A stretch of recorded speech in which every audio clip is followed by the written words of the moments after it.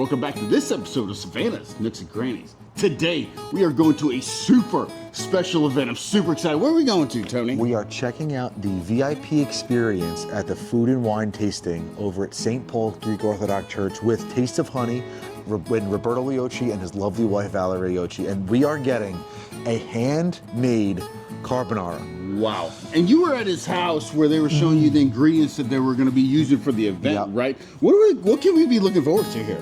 All gas, no break, real deal, no phony baloney stuff, man. They imported the Parmigiano Reggiano and they imported the guanciale. I'm super juiced. I can't freaking wait. Let's do this.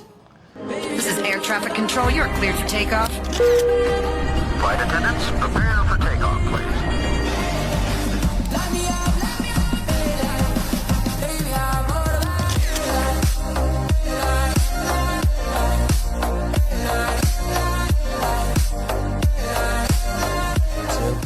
All right, Chef Roberto Leoci, we're gonna make some carbonara on Saturday. Yes. So tell me what these wonderful ingredients are in front of us and what makes a real carbonara compared to a fake carbonara. Or not a fake carbonara, Okay. a non-authentic carbonara. A lot of people don't use Pecorino Romano. And that's 24 month age? 24. Bum, bum, bum. Ba-ba-ba. So yeah, when we And no peas, there's no peas. no peas. We make the pasta fresh, 00 pasta. And that's when you see 00 pasta, that's 00 double grain flour? How is it? 00?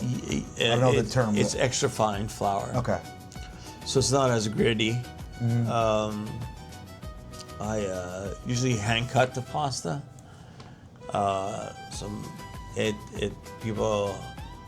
People notice that it's handmade. So Yeah. I got that in some interviews. They're like, your pasta. I go, yeah, it's hand cut, and they'll be, oh, okay, it makes sense. I use everything from the guanciale, so I'll use it for a broth, like I said, and I'll use that outer layer as a broth. And the pasta water will be, I'll add extra pasta water just in case I need it. A lot of chefs put heavy cream in it. It becomes heavy. It splits. The bacon. If you use bacon and you use guanciale and you use cream, what it does is it gets oily and it breaks. And you'll see that often in dishes, restaurants, and they'll try to cover up with a bunch of Parmesan so you don't see it. Yeah. Carbonara has the sheet. Yeah. So we'll be cooking live. I have a large paella pan that we'll be cooking on, and we'll be doing a live demo for 50 people, 50 lucky guests in the VIP room, and we'll have some Antinori wines paired with it. Yeah, so we have a Chianti and a Vermentino, so we'll feel like we're in Italy. Yeah, it's a little taste, right? Yeah.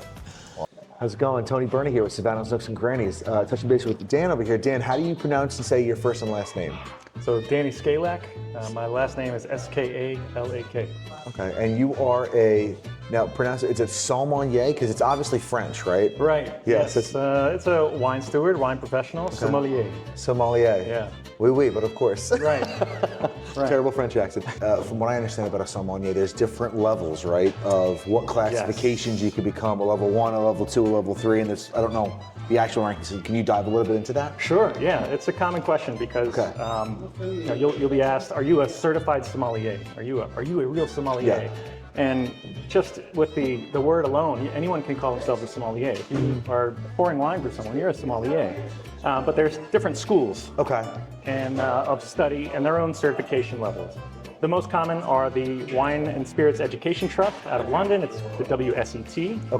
And they offer level 1, 2, 3 in wine, and then they go into diploma. And then most people will move on into what's known as Master of Wine. So Most people move on to. Very few people move on to, but that would be the next. That's the next step on that way. Then the other school is the Court of Master Sommeliers. And so within the Court of Master Sommeliers, that's the one that most people are talking about when they refer to he's a master sommelier, she's a master sommelier.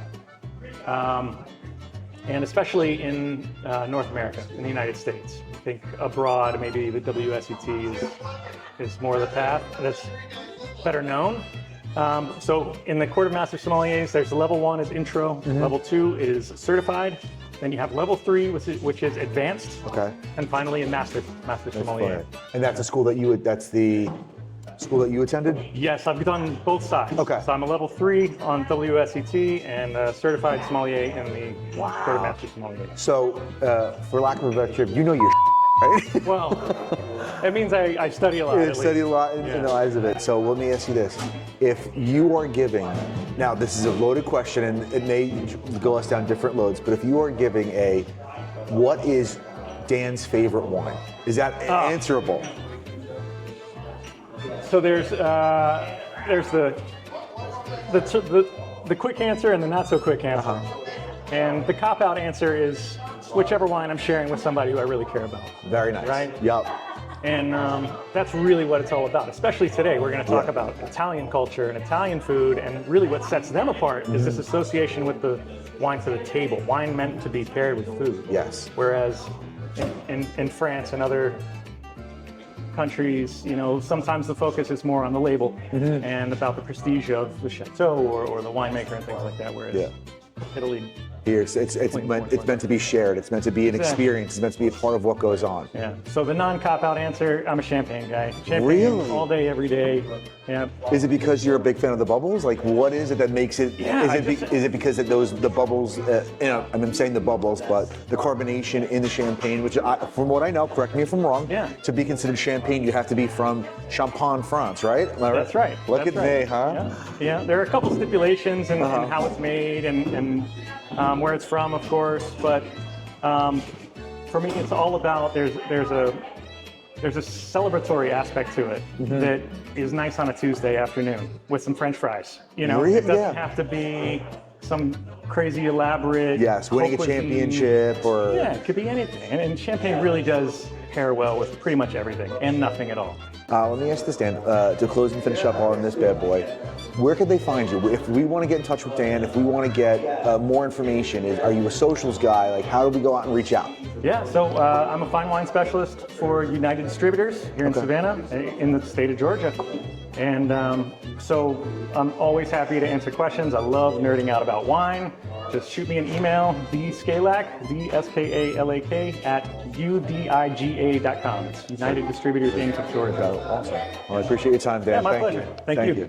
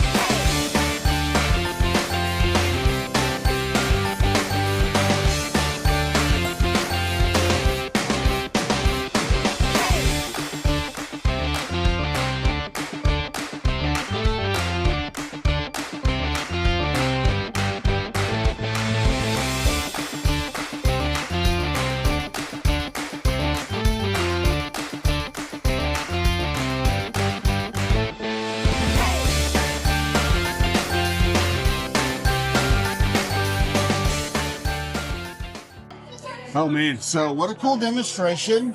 Learned a lot. I thought the garlic tip was really great. cool, right? Yeah, because I never, me, I just, Yep. Rip and roll. did you know that? I did not know that. Oh, well. So that was a really cool tip to learn. So outside of the garlic tip, was there anything else that you were like, holy smokes, that was awesome? Well, see, to see him make the pasta live here and do all that, and then to have it to where he did that much, it blows my mind, right, about how amazing that is. So I can't wait to try this. What are you most excited? Is it guanciale? It's guanciale. Guanciale for me.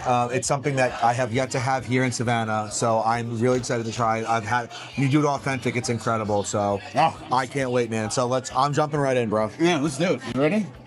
Yeah. And they got the black pepper, guanciale, the microgreens. Right, there we go. Oh man, look at that fresh pasta, baby. All right, buddy. Yeah,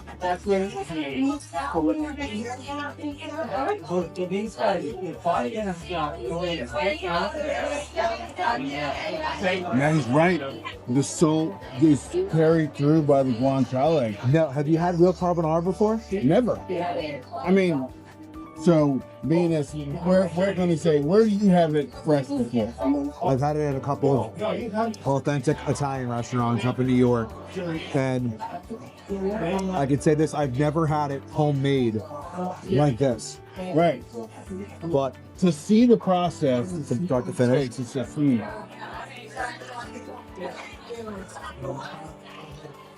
and what I don't know how you're tasting it, but the guanciale feels a little bit more delicate to me, right? It's not as, it still has that bacony flavor, because it's still bacon, but it's not as harshly smoked, for lack of a better term, I want to say. Well, because he said he slow rendered it. Yeah, slow rendered everything out of it, but You get that hard fried, really salty, but this. I mean, perfect. I mean, for me, I like the way the salt level is. For you, this is it's perfectly blended. It's 5 ingredients: pepper, pecorino romano, egg yolk, pasta, guanciale. And to get made by one of the best chefs in this, not only just this area, but the country, is just phenomenal. So I'm so honored that he had us here. I love to watch the process they had, the interview back at the house, and how, the why and Everything came through. And the Savannah Food and Wine Festival, 18th year back. Yep. In town, starting all over again. So if you missed this event, you get to watch it, but it means If not, you have to come for the 19th, right? not to mention, so you guys know, Chef Leoci is going to be opening up a restaurant. He does not want us just ruin it, so it's coming out. But it's going to be soon. It's going to be soon. And then, of course, A Touch of Honey, their restaurant. They're going to be doing. What is it? They were going to do. So Touch of Honey is not only the catering service, they also have an ability to import items that you wouldn't normally get. So not only are you getting some incredible catered food, you're also getting like this guanciale, for example, right?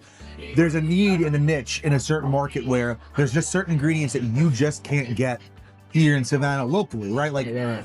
So they're able to help bridge that gap, which is awesome. And obviously it's the team of Chef Roberto Leoci and his lovely wife, Valerie. So super excited about what they have to offer. Once again, like tons to come from Chef Roberto Leoci. I'm telling you right now. And they also do the private chef. So if you want to have a dinner, or you set up like your own VIP dinner, where you bring your friends and family, they can do that. They can private chef for you. So he's done it for some. I mean, for me, I thought it was really cool. Is Luke Rockhold. Yeah, I mean, because you're a dude. Just say it. Yeah. The really cool thing about a Italian chef making a dish like this is you're going to have it the traditional way. A lot of times when you are going out to eat and you want a creamy pasta, it's cream. This is cheese and egg, and it's emulsified correctly, so you still get the texture without the tummy ache. Delicious. Plus, I'm from the South, and I've never had anything like this in my life, and it's delicious. This is the best pasta I've ever had.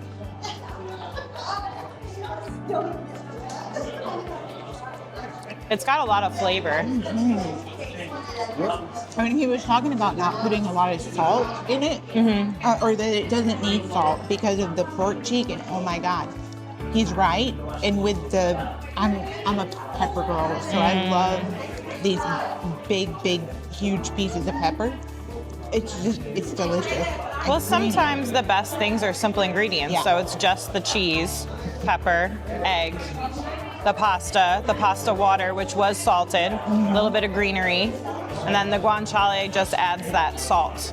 So it's not overly salty, but it adds that little balance. This is really good.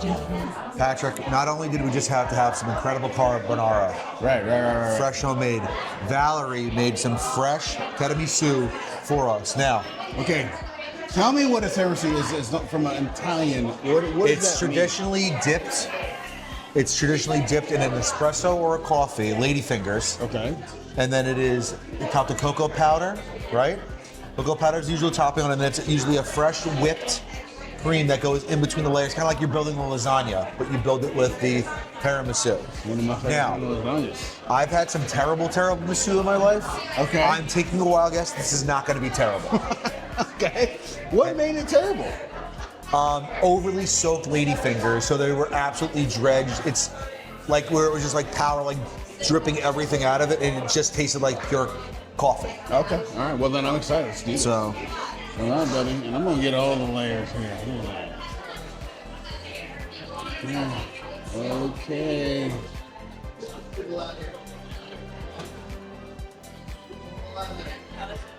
light, velvety, not overly espresso-y.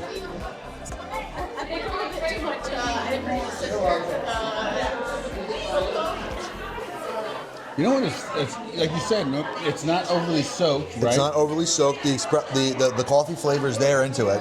I was very impressed. This is very good. I very can't wait for my wife to try this, though I ate most of it. So we'll see how this goes. And that's it for this episode of Savannah's Nooks and Crannies. Where we find the good stuff one bite at a time. Next episode, we are covering the Savannah International Food and Wine Tasting. I can't wait to show you guys what we went through. We got to see a bunch of restaurants there. What did we see there? We got to see Vic's on the River. We got to see Ardsley Station. We got to see Castaways and Sandfly and Yaya's. Oh, it's so good. And we got to interview all the chefs and the owners, so you definitely don't want to miss it. And if you're enjoying the content we're putting out, make sure you comment, like, and subscribe on the YouTube page. And make sure you're following Savannah's Nooks and Crannies Instagram page. So stay curious. And stay hungry.